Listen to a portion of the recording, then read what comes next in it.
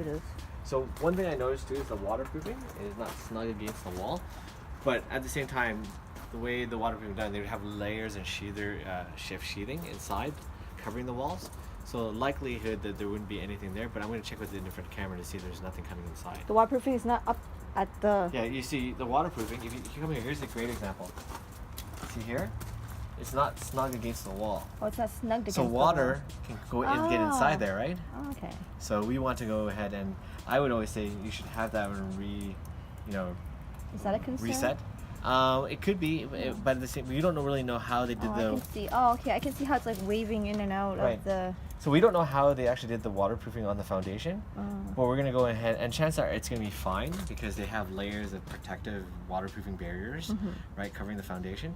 But we're gonna look inside with our moisture meters and our infrared camera to see if there's anything in this spot. Is that a concern, that the corner that's chipped off there? Yeah, well, I mean, again, this area here, we'll go ahead and take a look. That's just a styrofoam insulation. Oh. It could have just been like a raccoon that came along because you see all the dung that's sitting on the ground. Yeah. They could have just been gnawing at that area there, and who knows what they were doing, right? Oh, okay. So, cover at least half of the beam. Oh, sorry, of the post. So let's go back and see it again. It's really confusing. You have a post and beam. The beams are covering on top of the post, right? So you have to make sure that the beams themselves cover at least half of the actual width of the post.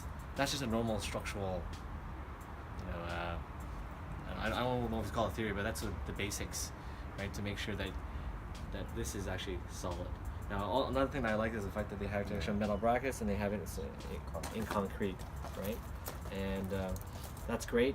I'm glad to see that. You also see that you have the diagonal supports. You also have some of the hanger supports, right? So that's good to see. And you were mentioning, what were you saying? It's a mother of a limb. It's good. The caulking, right?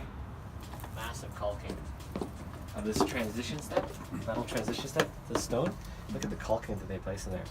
So even if water were to get above this, you still have this another, I guess, ½ inch. Yeah. Right, to contend with before it gets inside. So this is decent.